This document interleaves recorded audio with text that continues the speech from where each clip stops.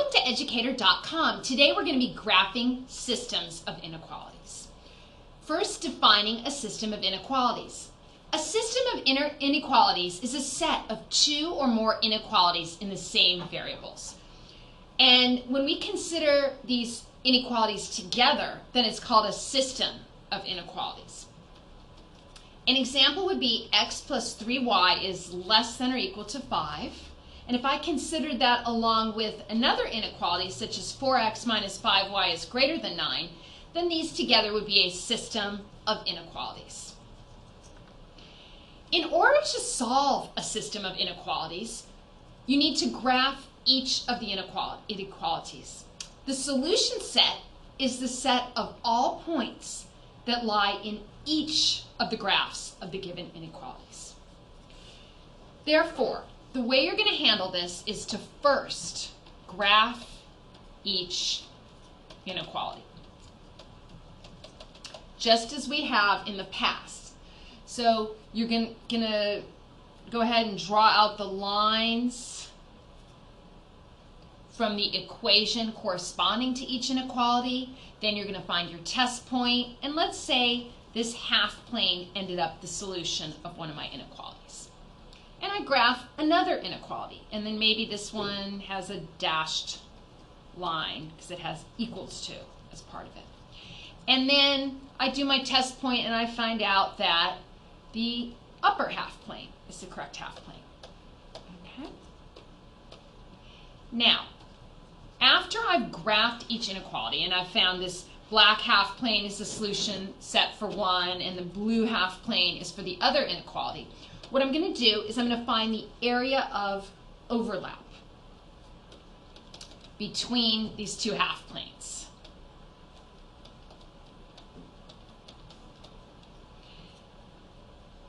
Because what this is stating is that the solution set for this system is the set of all points that lie in each of the graphs. So for what I've shown you here, this area of overlap is going to be right here, where I see blue and black hatch marks, where there's an area of overlap. So graph each inequality, just as you usually would, find the appropriate half plane, and then find the area of overlap between the two inequalities, and that will give you the solution set for a system of inequalities. In this first example, we have a system of inequalities. X plus y is less than or equal to 2, and y is greater than or equal to 3. So first I'm going to graph each of these. X plus y is less than or equal to 2. My first step is to get the corresponding equation, x plus y equals 2, and to graph that. Putting this in slope-intercept form, y equals negative x plus 2. That gives me a y-intercept of 2 and a slope of negative 1. My y-intercept is 2 and my slope is negative 1. So when I decrease the value of y by 1, I increase the value of x by 1. Decrease y by 1, increase x by 1.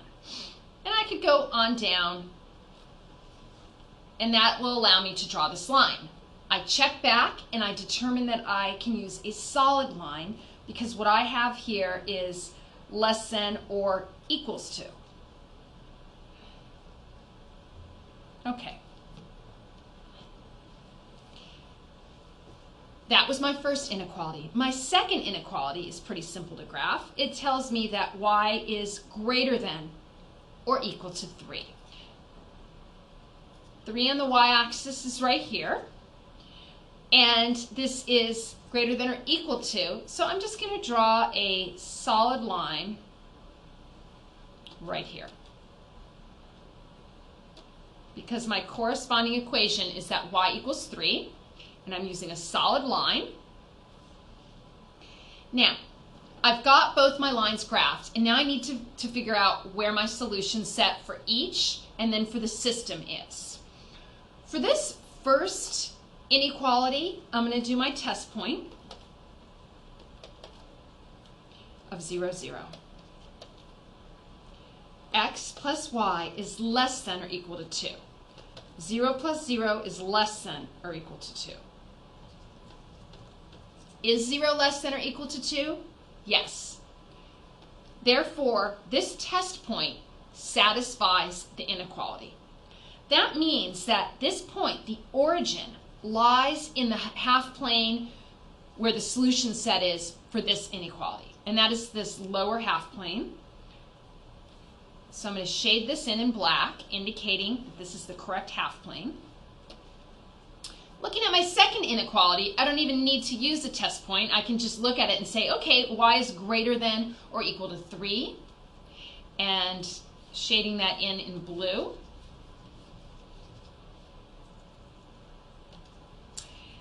I've graphed each of these inequalities, and now I just need to find the area of overlap. And you can see that this area of overlap is right here. Just to make this really clear, what I have is this wedge right here is where my solution for the system of inequalities is. Remember the steps that we took. You graph each inequality. You find the solutions to each inequality, graph that solution set, and then you find the area of overlap. And that's going to be the solution set for the system of inequalities. My second example, I'm going to handle the same way. Starting out with my first inequality, y is less than x minus 4. My corresponding equation is y equals x minus 4, which is in slope-intercept form with a y-intercept of -4 and a slope of 1. So b equals -4, that's my y-intercept. And for my slope, I increase y by 1, I increase x by 1. Increase y by 1, increase x by 1. And that gives me enough points to graph. I check back and I see that this is a strict inequality, so I'm going to use a dashed line, indicating that the points on the line are not part of the solution set for the inequality. Okay, now after that I'm going to graph my second line, and then I'm going to determine which half plane to use for each and the area of overlap. That was my first inequality. My second inequality is that y is greater than or equal to -2x plus 3. The corresponding equation is y equals -2x plus 3. Again, it's already in slope-intercept form. b equals 3, and my slope is -2. So my y-intercept is up here at 3, and my slope is -2. So decreasing y by 2, increase y by 1. Decrease y by 2, increase x by 1. Solid line. I'm going to use the solid line because it's equals, greater than or equals, indicating that the points on this line are part of the solution set. Now that I have my corresponding equations graphed, I need to figure out the correct half plane.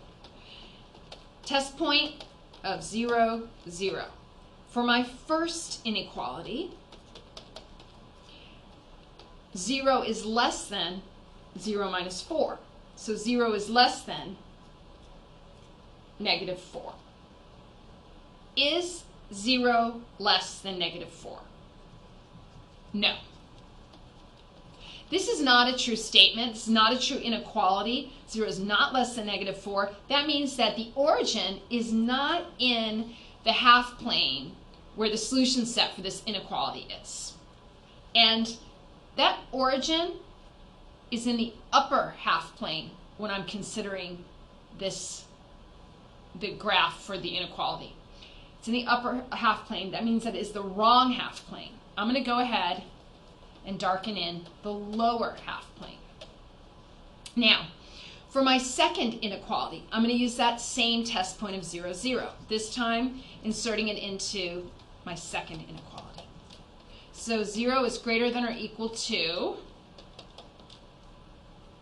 -2 times 0 plus 3.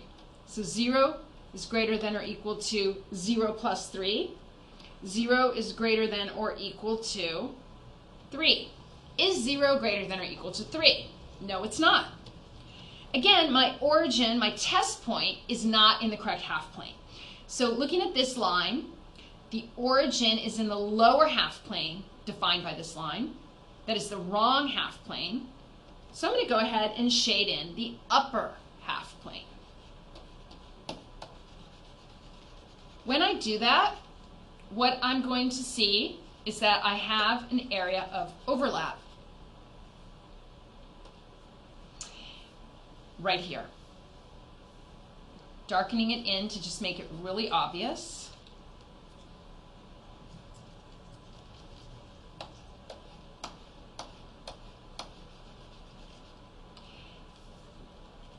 The area bounded by these two lines contains the solutions for the system of inequalities that we were given. I first graphed this line, the corresponding equation, the line defined by the corresponding equation, which was right here. My test point showed that my solutions were in the lower half plane. The second inequality, I graphed the line defined by this equation. It was a solid line. And then I did test point 0, 0, and also found that that was not in the correct half plane. So I went ahead and shaded my upper half plane, and the area that contains the solutions for the system is right here. Another system of inequalities, beginning with the first inequality, 2x minus y is greater than 6.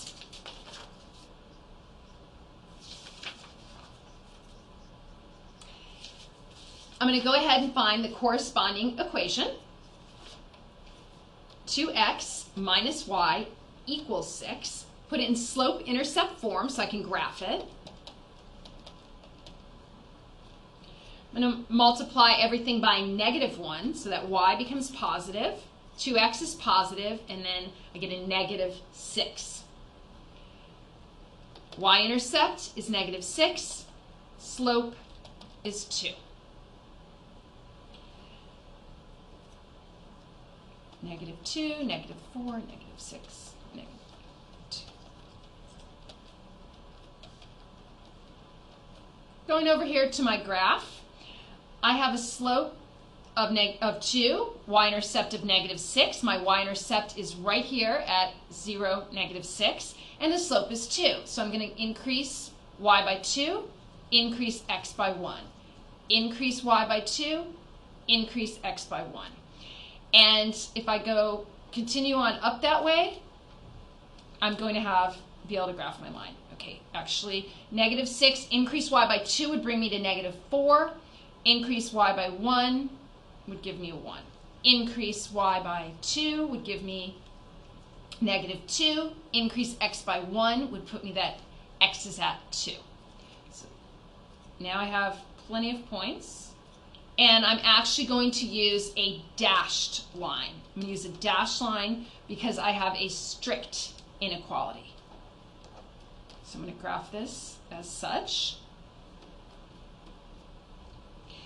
Graphing the second inequality, 3x plus y is less than or equal to 4.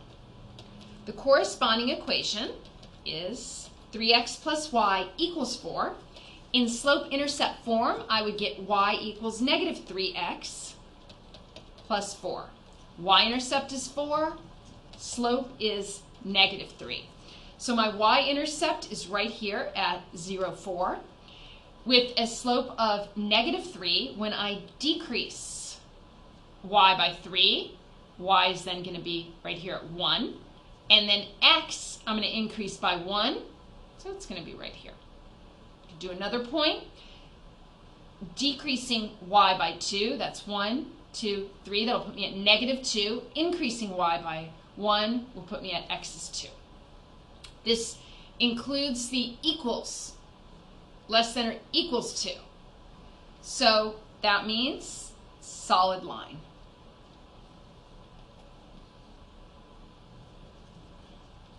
Now I need to use test points to figure out which half plane to look at for each. Test point 0, 0 with this first inequality. 2x minus y is greater than 6. Insert zeros for x and y, which is going to give me 0 is greater than 6. Is 0 greater than 6? No, of course not. So if 0 is not greater than 6, then what you need to do is look at where that is, right here, and for this first line, that's the upper half plane, that means it is not the correct half plane, so I'm going to the lower half plane. Okay, for my second inequality, 3x plus y is less than or equal to 4.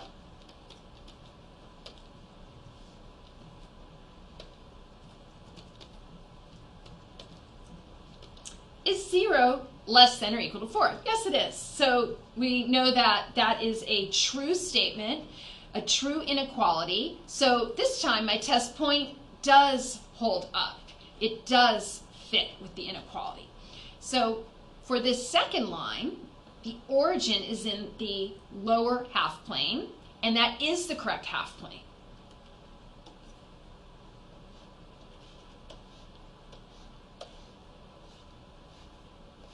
Okay, I have this half plane for my first equation, for my first inequality, this half plane for my second inequality, and my area of overlap is right in here.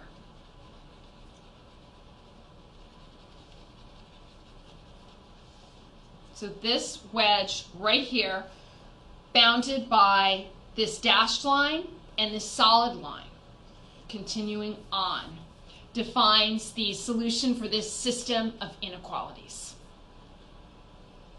Okay, again,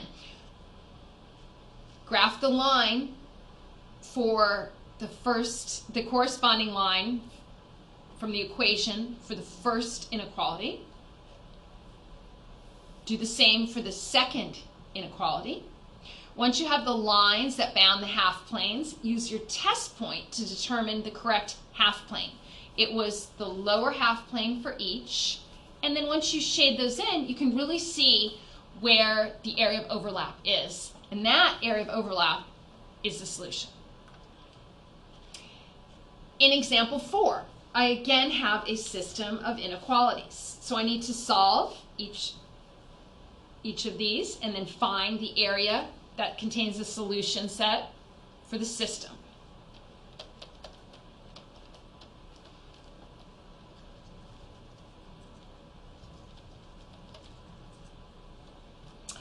My corresponding equation is 2x minus 3y equals 6. Putting that in slope-intercept form gives me negative 3y equals negative 2x plus 6. Divide both sides by a negative 3 gives me 2/3 x minus 2. Okay? Now, this gives me my y-intercept. So I have my y-intercept for this first equation as negative 2. I'm going to go ahead and also find the x-intercept. So I'm going to look back here, 2x minus 3y equals 6, and I'm going to let y equal 0 to find the x-intercept. And when I solve this, I get 2x minus 0 equals 6, 2x equals 6, x equals 3. So my y-intercept was at 0, negative 2, and my x-intercept is at 3, 0. Right here. I have a strict inequality, so I'm going to use a dashed line.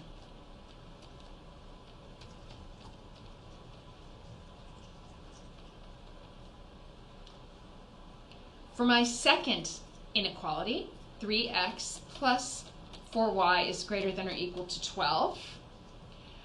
Again, I'm going to go ahead and put this in as a corresponding equation and then find it in slope-intercept form. So 4y equals negative 3x plus 12. Or y equals negative 3/4 x plus 3. So my y-intercept is at 0, 3. So that gives me 1 point, and I'm going to find my x-intercept for this as well. 3x plus 4y equals 12. Let y equal 0.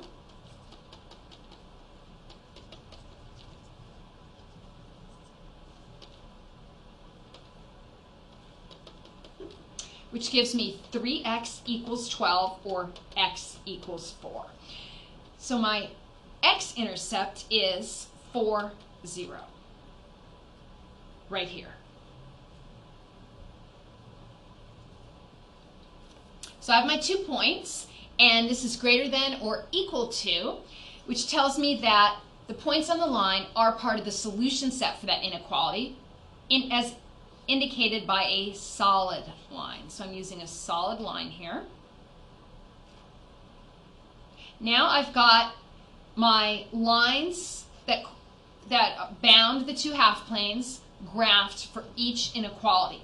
What I need to do is find my test points and see how that looks. I'm going to use test points of 0, 0 for each. For the first one, I have 2x minus 3y is less than 6. So 2 times 0 minus 3 times 0 is less than 6. Is 0 less than 6? Yes, 0 is less than 6. So for this first inequality, the origin does lie in the plane where the solution set is found. Therefore, I'm going to indicate that this upper half plane should be shaded. Okay? Second inequality, 3x plus 4y is greater than or equal to 12. That's, again, test point is 0, 0. So 3, 0 plus 4 times 0 is greater than or equal to 12. Is 0 greater than or equal to 12? No. Therefore, the origin is not in the half plane where my solution set is for this second inequality. Looking at the line, it divides it into 2 half planes, upper and lower. The origin is in the lower half plane, and that is the wrong half plane. I'm therefore going to shade in the upper half plane. Okay. Now, what I'm going to do is I found the solutions by graphing for the first inequality and the second inequality. What about for the system of inequalities? It's going to be the area of overlap. The area right here where I have black and I have blue.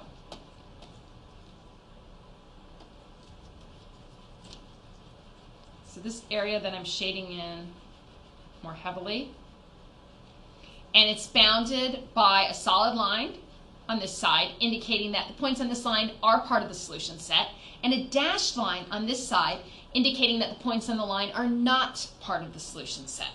So in this example, we graphed each inequality, shaded it in so that we could see the area of overlap, which is the solutions for the system of inequality. So today on Educator.com, we discussed graphing systems of inequality. See you soon.